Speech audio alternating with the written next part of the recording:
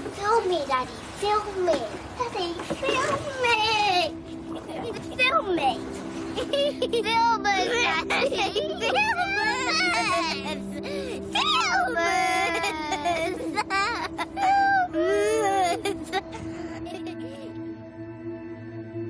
Ambulance emergency patient breathing. No, she's not. She's blue. Tell me exactly what's happened. I just gone up to my daughter's room because her alarm's going for me to go to work in an hour and a half and she's blue. How old is your daughter? She's 19. Right, listen, lay her flat on her back on the ground and remove any pillows. She's gone. No, listen, lay her flat on her back and remove any pillows. Yeah, we have. Okay, now listen carefully. I'm going to tell you how to do chest compressions. My partner's doing it. Right, okay, get him to pump the chest hard and fast, at least twice per second. 1, 2, 3, 4. 1, 2, 3, 4. Come on, Lauren. Come on, Lauren. Okay, don't stop what you're doing. 1, 2, 3, 4. 1, 2, 3.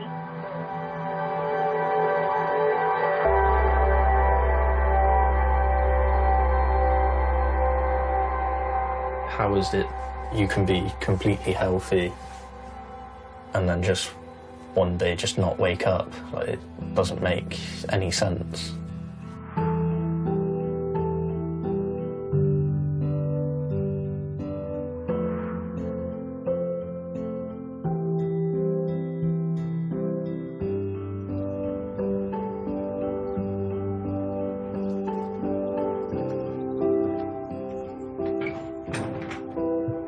See how far around that one comes.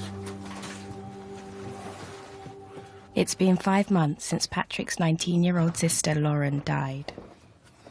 Dad came up with the idea to have kind of like a memorial place, because he's always like building stuff or fixing things, so it was a good way for him to focus on something at the same time.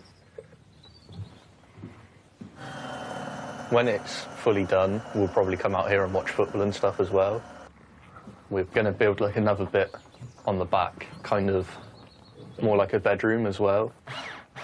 So if I come back on a night out or something, I've got somewhere to go without disturbing everybody inside. So that's kind of the main photo wall. There's a lot on there of Lauren with friends, and then a few from when we were younger as well. As we were so close together age-wise, we were kind of like into the same stuff, and we'd both annoy each other just because we knew how to annoy each other, and you'd get a reaction, so that's why you'd do it.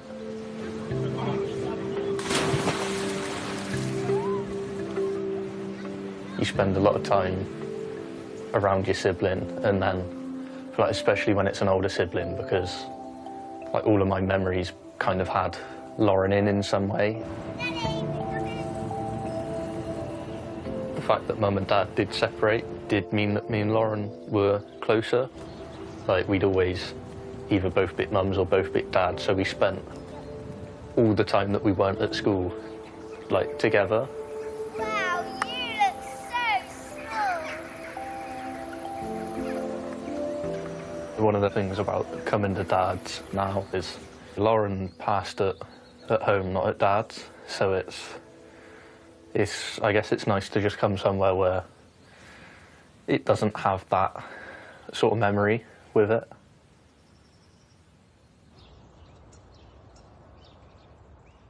When a young person dies suddenly and no cause can be found in the post-mortem, the death is registered as sudden arrhythmic death syndrome, or sudden adult death.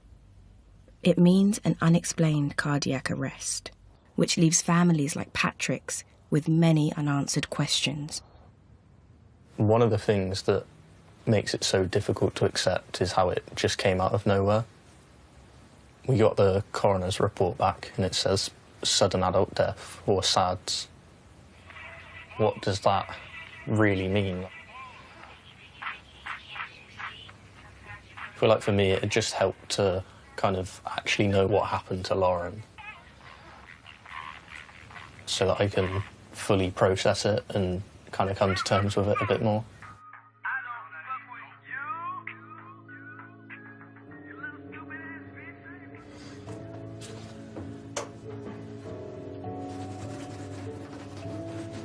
Patrick doesn't talk to me about Lauren and about how he's feeling. And I suppose as a mother, I worry about him keeping it all inside of him, because that's not good for him. But it's not something I can force him to do or rush him into doing. He has to do it in his own time. I'm hoping this is helping him as well, doing this with you.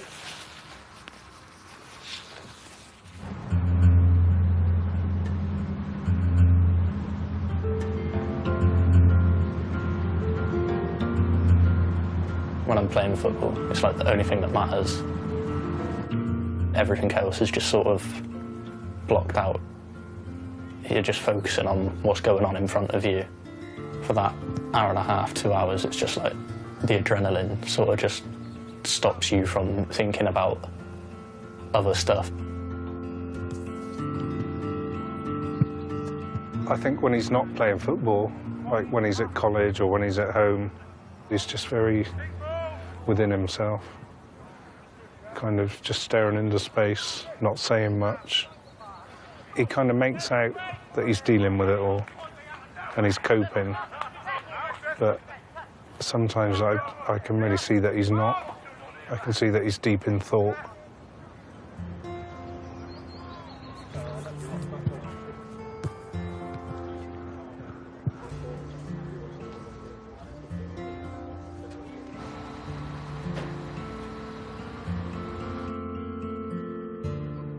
As Lauren repeated the first year at sixth form, when I went into year 12, we were in the same year group. There's one teacher from college who has kind of been there for me just throughout the whole thing.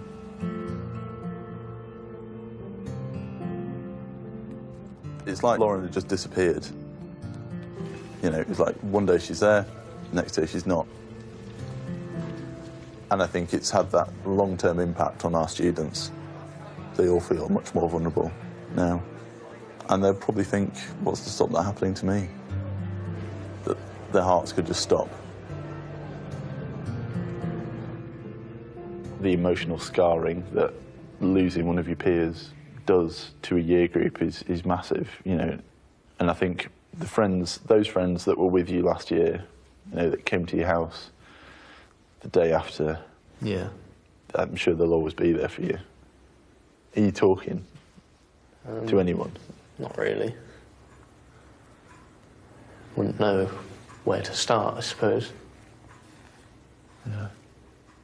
What about with your parents? I don't feel like I'd feel comfortable Really? talking to them about it, just because it's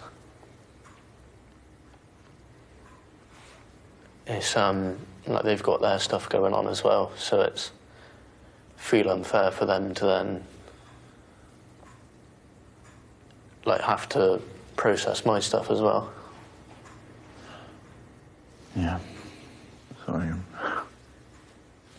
I just saw you sat there, and I just remembered that morning when I came over to your house. You just had that same look on your face then. I mean, I'm right back in it. It must be like, I can't imagine how difficult it is for you. Yeah, but you do need to talk about it at some time. If you don't, your emotional life will stay where it is.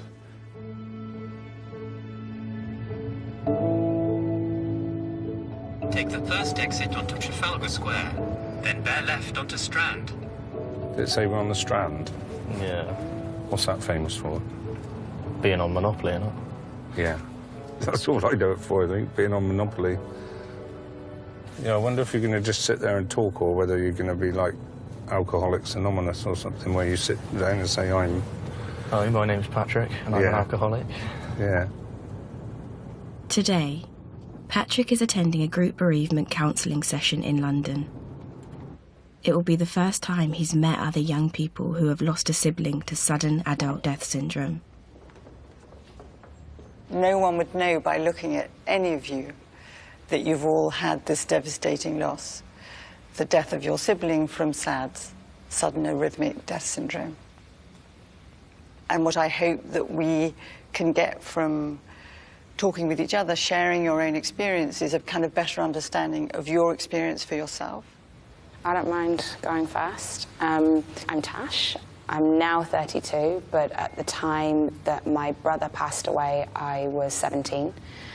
So it's 15 years ago now.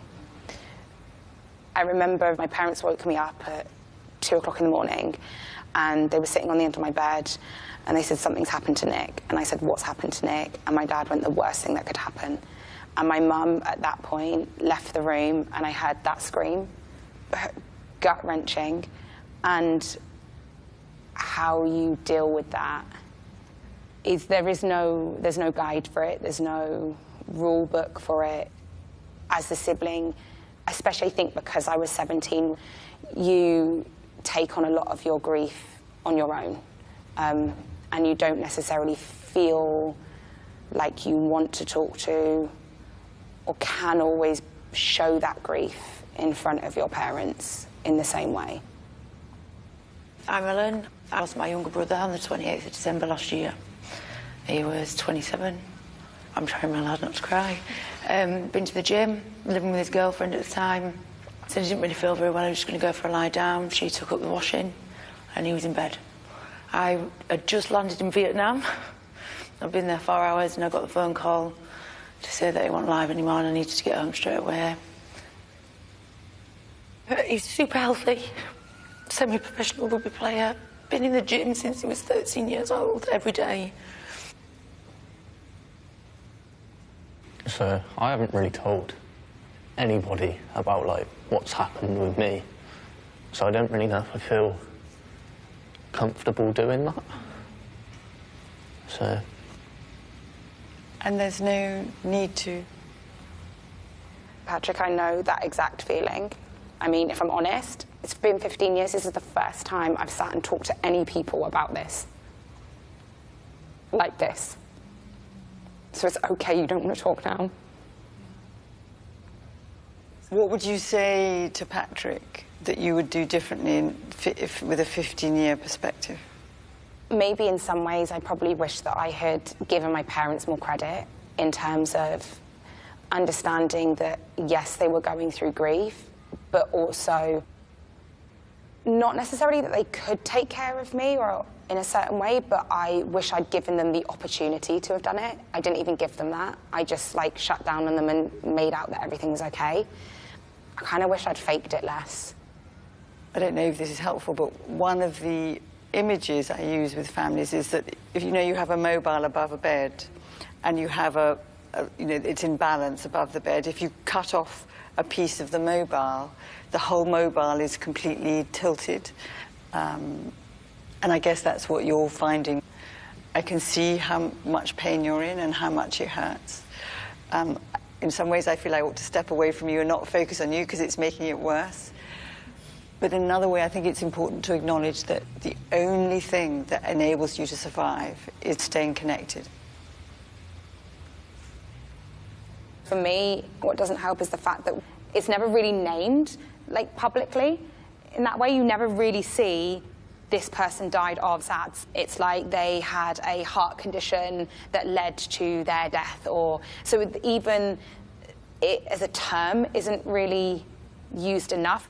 We obviously, I assume you all went for, like, screening after they died. All of us had the tests, and then we were like, okay, so what did she die of? And they were like, oh, like, yeah, her heart just stopped. Like, we can't really explain it. Like, there's some private schools that offer screening. And why aren't all the schools offering it? It's not fair for any of us. Like, it's like the testing happens after somebody's passed. Why isn't it being used to prevent people from dying? Yeah. And you feel people's frustration. Crazy making. When you tell them, oh, yeah, and screening was something, they're like, well, why isn't everyone getting screened? I don't know, you tell me. Like, thousands of sudden deaths have happened since Nick died, like 15 years ago. Like, the fact that I'm sitting in a room now with siblings who have lost their brothers and sisters within the last 12 months, and like, it just infuriates me because it shouldn't have had to happen. Like, it shouldn't have had to happen.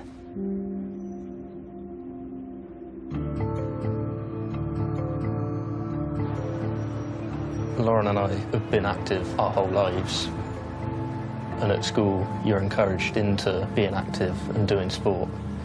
But no one ever tells you about heart screenings. The UK National Screening Committee doesn't recommend routine cardiac screening for young people, but sudden cardiac death is actually the leading cause of death in young athletes during exercise. Tonbridge Angels Football Club in Kent have lost 3 of their players to sudden cardiac death, including 24-year-old Junior Deanne. A post-mortem examination revealed Junior's heart stopped while he was playing football here on Tuesday evening, and that further tests on his heart now need to be carried out. It's been 5 years now, and it's still... I mean, when you get to his birthday, when you get to the anniversary of his birth, it still hasn't sunk in. I kind of brought Junior into football. Me and our previous skipper have brought him to Tonbridge because he was desperate to get into football. And it's come to the first pre-season game. Looks fit, looks good. The game's going on. All of a sudden, we've just seen him collapse.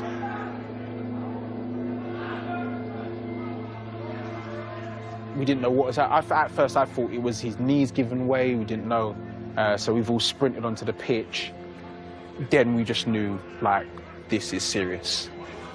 Physio Melv, bless him, he performed CPR for about 33 minutes, I think it was in total, before the ambulance came. And we just heard the scream. And then we just knew from there. Just seeing that and being there, witnessing it firsthand was horrible. I'll carry that to my grave. Like, I think it raised awareness for a lot of people at the club that this can genuinely happen to anyone. I think that's when we pushed for getting the free heart screening for players and for the community as well. Why isn't more clubs running screenings and tests and stuff like that? More aware of it? Yeah. I mean, when you go to the professional leagues, say for instance, you've got the Premier League, you've got Football League, they have this mandatory that they kind of had their heart screenings. Yeah. But at the end of the day, we're all humans. Yeah. We all have a heart. Well, I don't think you can put a price on it. You can't put a price on it, so, you know what I mean? In Italy, they've been doing screening since, I think it was the 80s, and they've reduced death rates by 90% with athletes. Yeah. That shows that screening works in that sense. It shows that it works.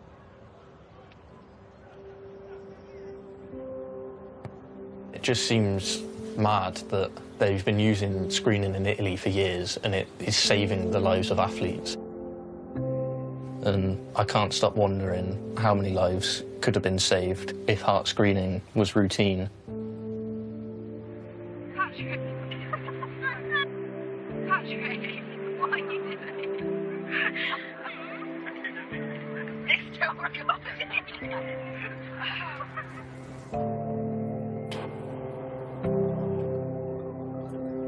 People would say that time is a healer, you know, but I don't think that will ever leave us. Nighttime is definitely more difficult. You go to bed and lie down and you're fine because while your eyes are open, your mind works differently. But when you shut your eyes, that's when your mind takes over. And the image I get every night when I shut my eyes is Lauren. She's either dead in her coffin or dead in her bed.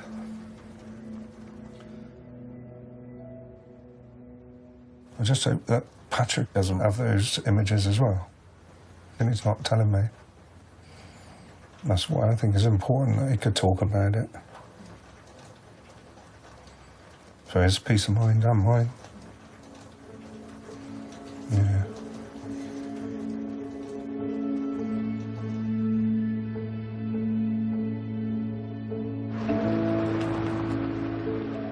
SADS is a genetic condition, and in 40 to 50% of cases, signs of a disorder will show up in other family members. which could put them at risk of sudden death. Patrick, your dad's here. So the rest of the family are usually referred for extensive heart screenings. You've seen what tests we're having, haven't we? Yeah, like ECG, ultrasound. Is it a stress test as well? Yeah, stress test. And then there was one more that she mentioned to me on the phone today, which is called Ashmelin test. And it's a test for Brugada syndrome. Brugada syndrome is an inherited heart condition. It causes abnormal electrical activity inside the heart. Some people with Brugada syndrome may have no symptoms at all, while other people may have collapsed or had blackouts due to the disturbance in the heart rhythm. It can, however, in some situations cause sudden death. It's an invasive test. She kind of said you don't have to have it done, but it's quite important for you and I to have it done. Okay. But then, even if you two don't have it, is it possible that I could still have it? I don't actually know. Well, it's like when you wake up in the morning, my first thoughts is Patrick all right? Even still now. Yeah, I don't expect that'll ever change. But this morning, obviously, I got up and I could hear him snoring, and that's a lovely sound. Yeah, right, yeah. Because then I know you're all right.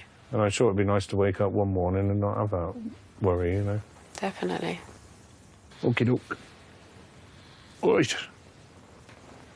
Sandals with socks. Yes. Definitely. Yeah, well... It's actually embarrassing. Don't mock my socks. All my trainers are wet. And now I'm going to put my sandals on over my socks and go home. See you later. See you later. Joe. Bye.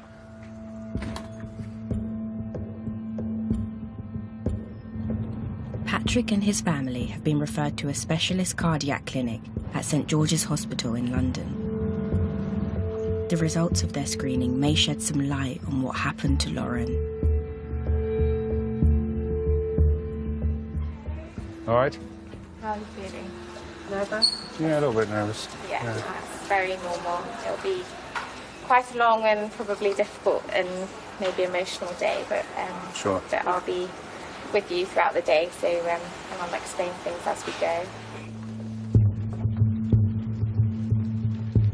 Unfortunately, it can be a double-edged sword coming to our clinic.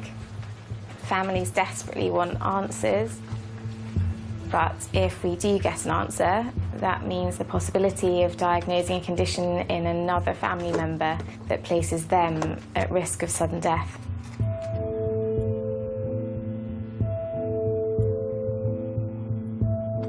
Big breath in. We look at two parts of the heart, the structure of the heart and the electricity of the heart. The ultrasound looks at all the 4 chambers of the heart and the valves. You lift your chin up and then tilt your head towards the left. And then we look at the electricity of the heart.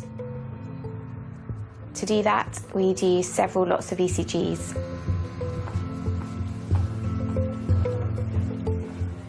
We need to be completely sure of our results before we consider the next step.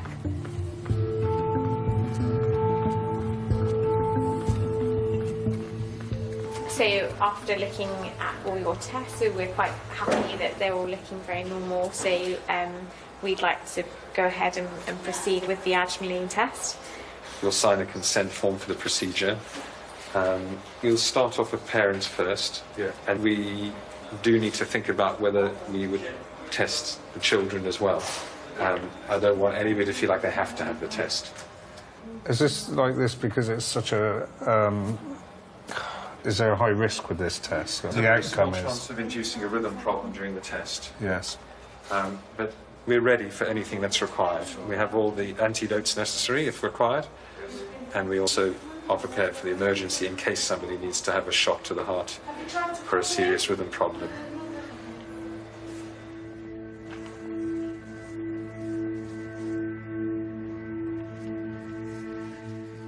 Brugada is something that you can't detect in somebody who has passed away. That's why we can only look for it in living members of the family. The thing that is dangerous within Brugada syndrome is the rhythm problems that are associated with it. And they are very fast heart rhythms that come from the bottom of the heart. essentially the heart just quivers very, very quickly, and that is what causes a cardiac arrest. First dose, please. First dose given. Let us know if you start to feel anything. Fifth dose. How do you feel? Like a kind of funny, fuzzy feeling. A bit funny in the mouth. It's a really stressful day for the family.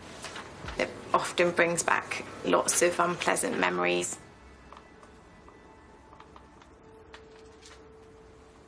I went a bit kind of tight and a bit achy around my teeth. But it still feels a bit... Yeah, it's gone now, but it was there for a while. And did you get pressure here? Like, feel like there's pressure around here? Sort of my forehead. Mine was more my forehead. Yeah.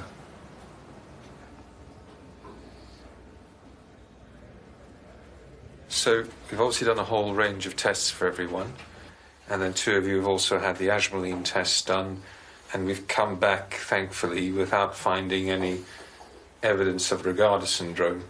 So that's very reassuring to find. Now, when we talked about whether Patrick should do the test or not, and Patrick would obviously probably rather not have it if he didn't need to, because Patrick's ECG is otherwise being completely reassuring, we thought in the end that it's not necessary. Now, unfortunately, that does mean that we aren't able to diagnose the cause of death, and that's where post-mortem genetic testing can be helpful. As you know, the coroner sent a sample of your daughter's heart that we've kept here for extracting DNA in case we need to do some genetic testing. So I'll refer you to our genetics team. But we have to just be aware that the gene testing may provide no answer whatsoever. Hopefully we'll get there. And because of your daughter's age, we're going to see the chance in about 1 in 5 that the post-mortem gene test is going to give us the answer.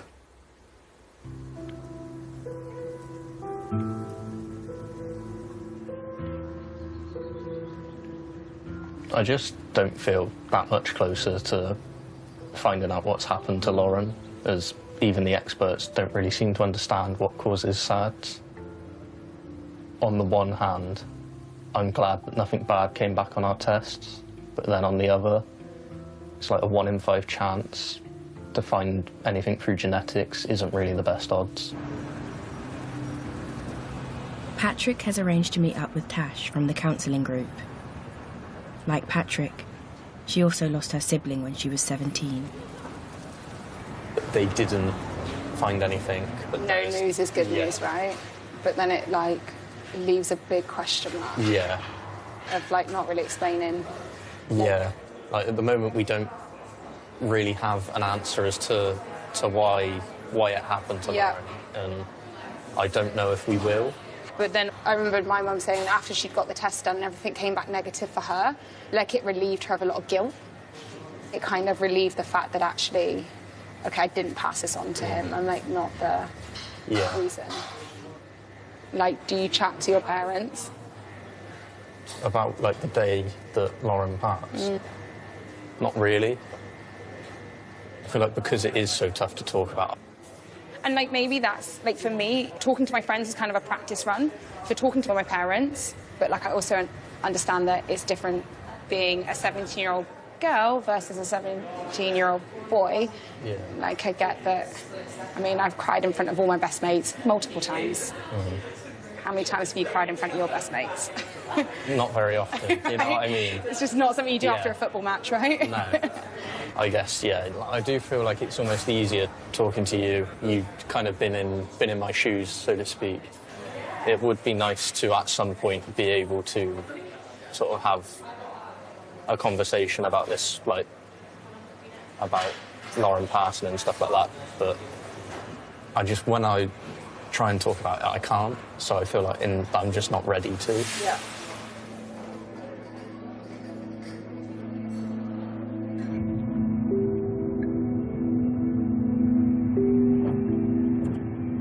I feel like I've heard from a lot of people that they know somebody who's passed away because of sudden death, but nobody really talks about anybody who survived it.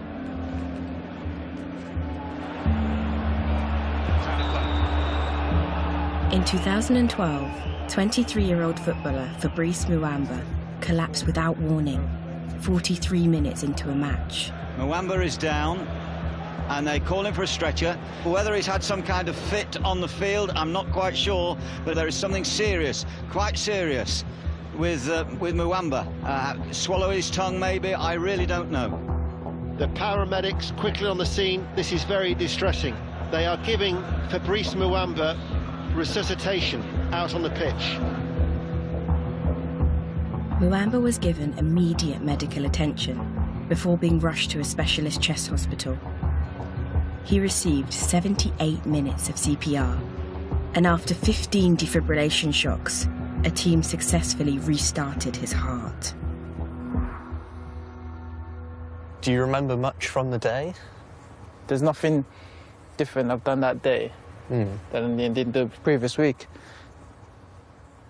The game started, you know. Said I missed a great chance first half, and just gone past the halfway line, and I was by myself. Nobody around me. Literally, bang, fell down. That was it, you know. So. Did you feel anything when it happened, or were you just 1 minute playing football and then? No, I didn't feel anything at all. So it's just... nothing. There's no pain. Your body just control anything, and it just let go, and it happened. You know. When I was taken from the pitch to the hospital, I was completely gone. Yeah. So I don't recall what happened after. Only when I woke up a couple of days later, then they tried to tell me what happened, but still, me personally, I couldn't remember anything. Yeah. So, in your case, it happened in such a public area, and you had the help that you needed at the time. Whereas, for most people, it happens behind closed doors, either at home or, like, when they're asleep. Or so, I guess, for most people, they don't get that help that you had. It happened in a stadium where I had access to the best medical care on a day. And if this happened in my house, I'd probably not be here. Because you hear about footballers doing their medicals and stuff like that. Were you screened? Yeah, I was screened before the season. Have you had screenings since then? Yeah, I've as part of my checkup, I need to go in there, and the first thing they're doing is that they're screening. And have they detected anything on the screenings? There was no sign or anything that said that I might have a heart condition. Like I've been screened since what happened to Lauren, and they said to us that they didn't see anything. But then, hearing your story, it almost feels like maybe they can't always find it, and it's difficult to spot. Yeah, I think with screening, it doesn't always give you the answer. It's worrying that nothing showed up on his screening before he had a cardiac arrest, and even in the screenings he's had afterwards.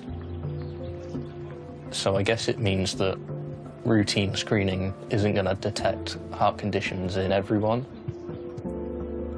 But surely saving some lives is better than doing nothing. It means that you're stopping at least some people from having to go through what we've gone through and suffer because of it.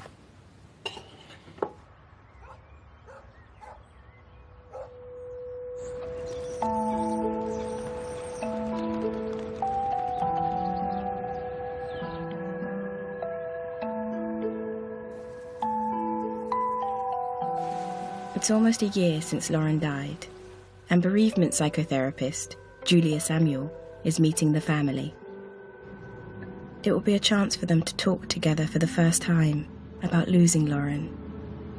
One of the things I often suggest to families is that they walk and talk together, because they're not eyeballing each other, and that allows them to really express what they feel in their own unique way.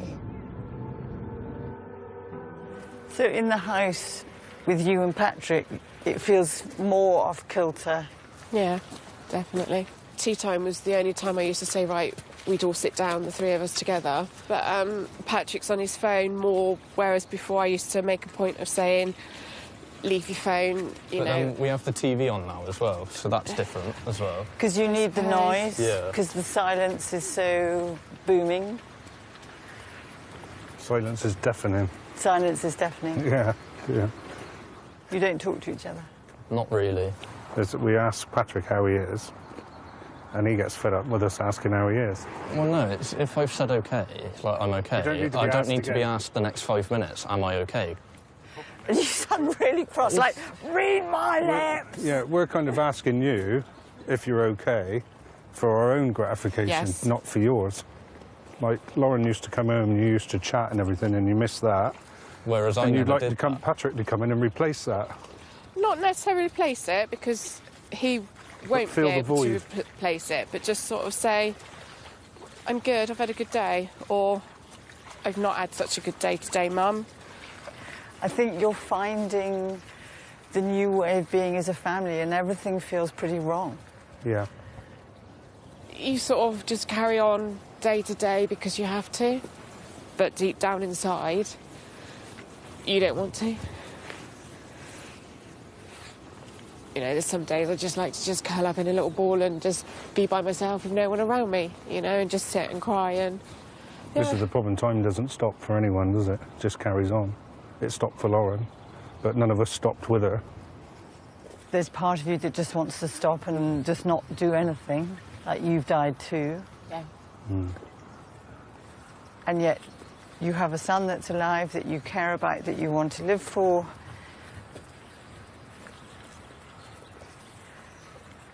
Because I'm imagining if you didn't have a son...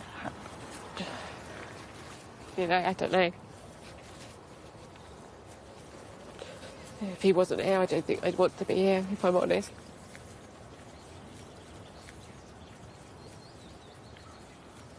At the end of the day, he's the most important thing in my life now.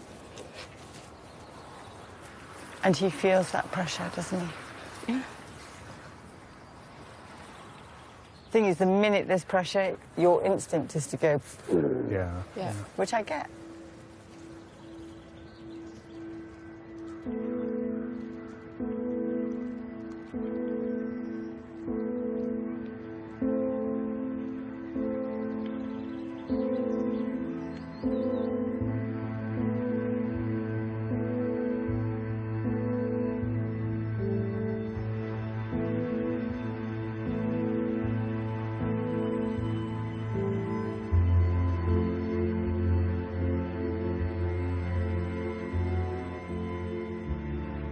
I just want to be treated normally again, even though our life has changed so much. But we're all hoping that even if we can just get closer to understanding why Lauren passed, we might make some progress. When Lauren died, her heart was sent to Professor Mary Shepherd, a cardiac pathologist who is researching the genetic causes of SADS. The work being done here is the last hope for Patrick and his family to get the answers they've been looking for since Lauren's death.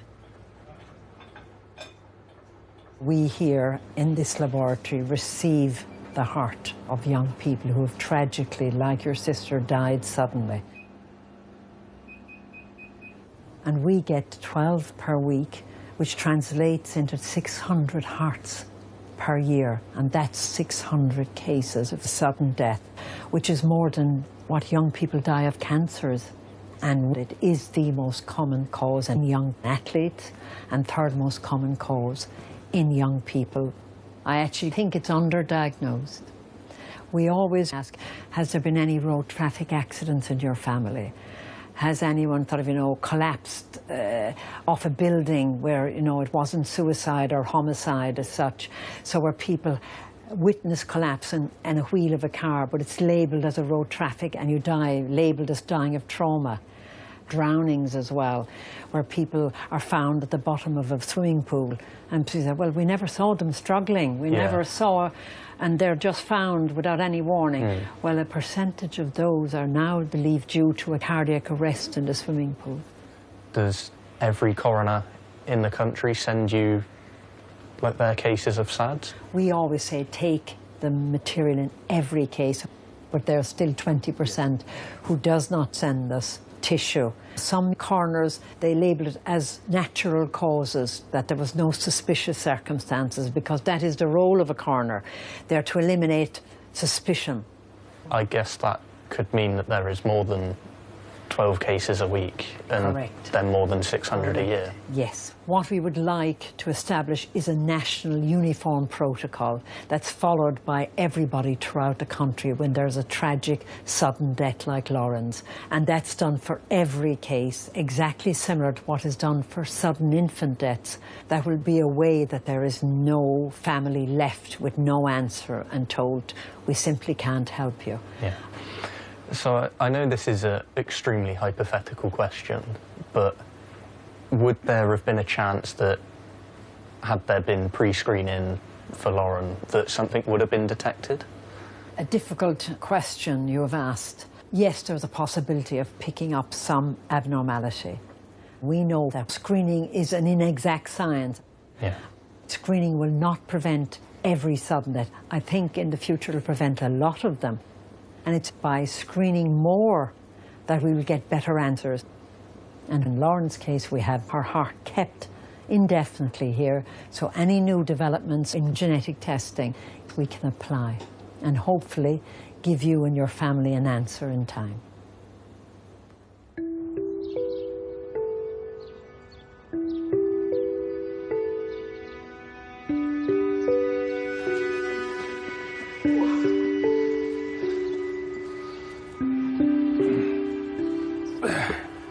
Does fit. When a young person dies suddenly, it's not right to label it natural causes, as there's nothing natural about it. I'll never be able to accept what happened to Lauren, but I do understand it a bit more, and I'm hopeful that the future of screening and genetics will save lives, and that one day we'll get an answer.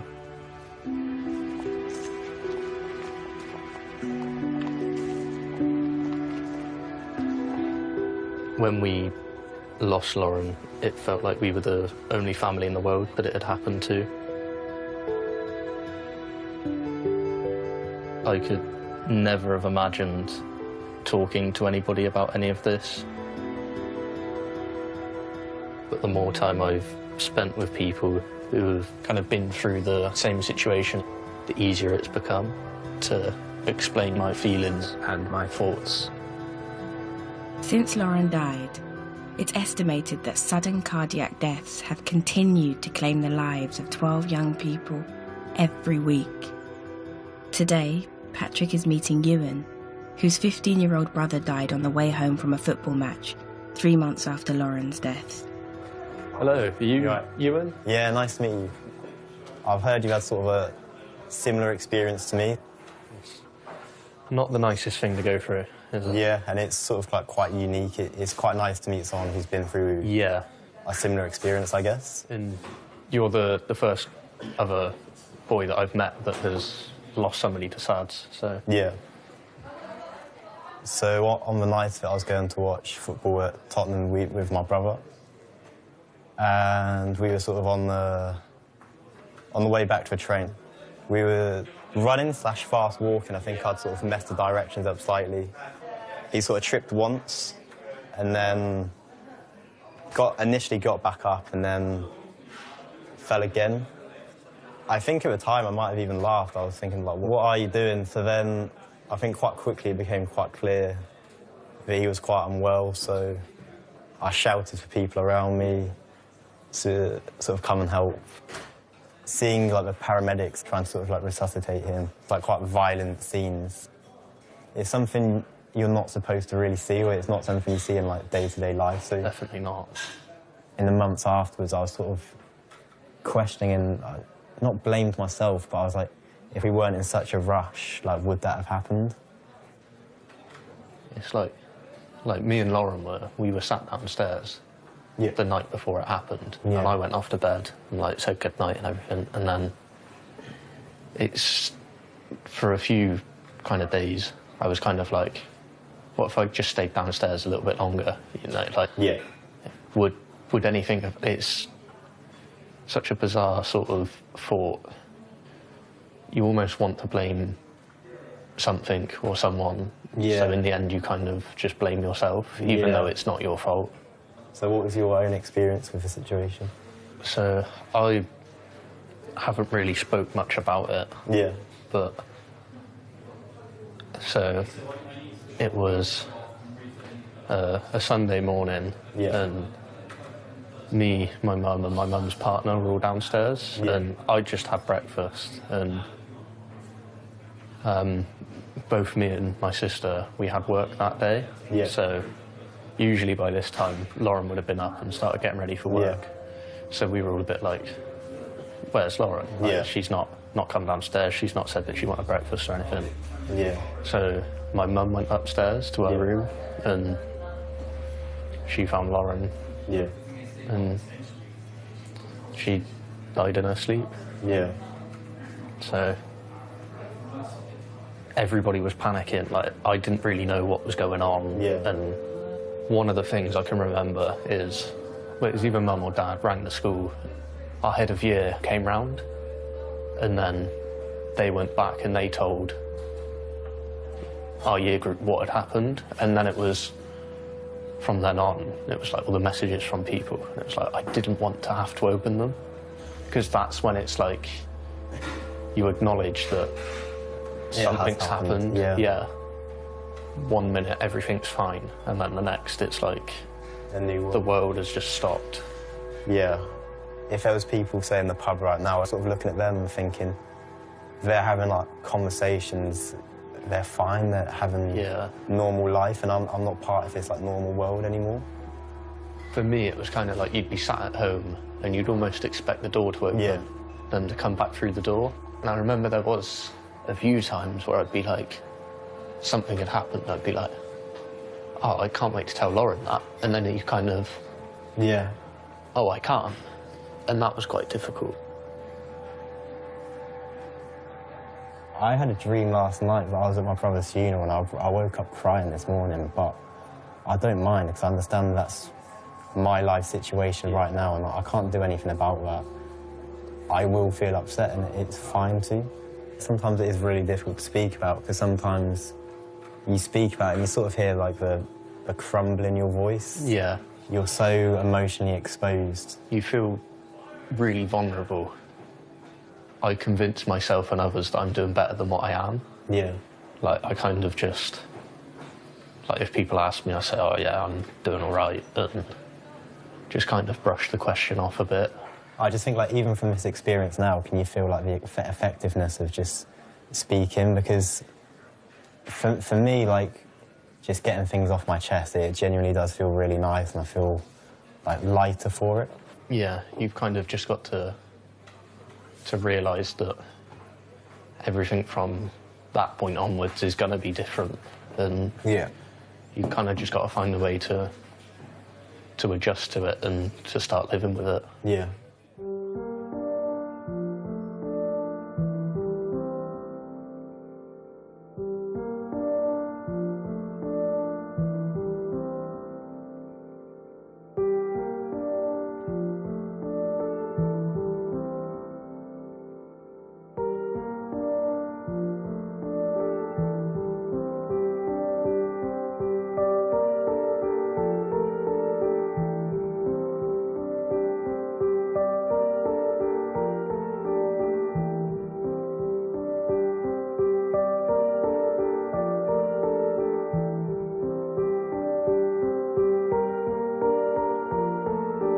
Details of organisations offering information and support with sudden and unexplained death are available at bbc.co.uk/action line.